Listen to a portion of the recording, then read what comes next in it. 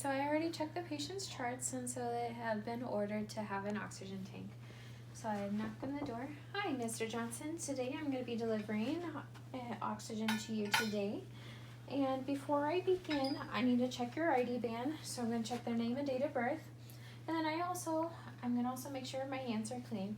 So before I touch them. And so I'm going to check their vital signs. I'm going to get the vital signs before I apply the oxygen to them. So after I got the vital signs, and then I will talk about the oxygen safety. All right, Mr. Johnson, today here we have an oxygen tank. As you can see here, it is a green color tank. It's an each cylinder. And here you can tell it's oxygen by the label on the side.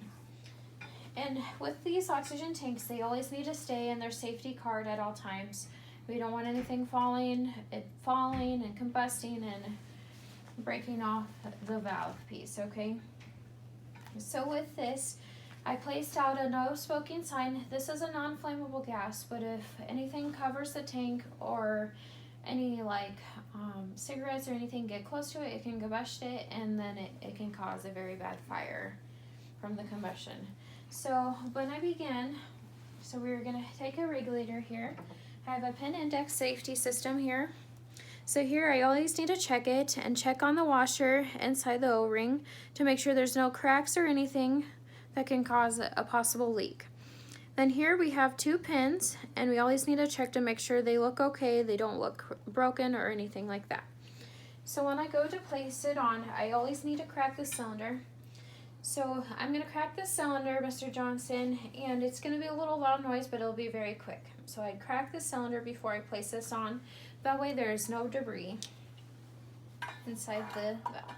So I place this regulator on, and I need to make sure it's tight and it is in the proper placing.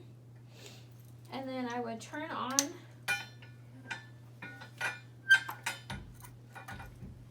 the tank. Then here it is reading at 8,000. So then I would times that by 0.28 because it's an each cylinder and divided by the liter flow. So today the doctor has described you to be at 2.5 liters per minute. So I'm going to check the flow to make sure it's coming out. There's nothing obstructing the flow area. So when you have this over here, you always need to make sure it is off to the side of your bed. We don't want any children to play around it, knocking it over, okay?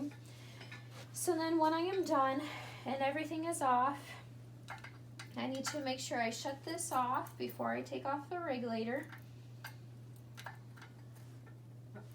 And then I need to turn the regulator back on to empty it, to make sure it goes back to 0. Once it's back to 0, then I turn the regulator to 0, and then I would remove this.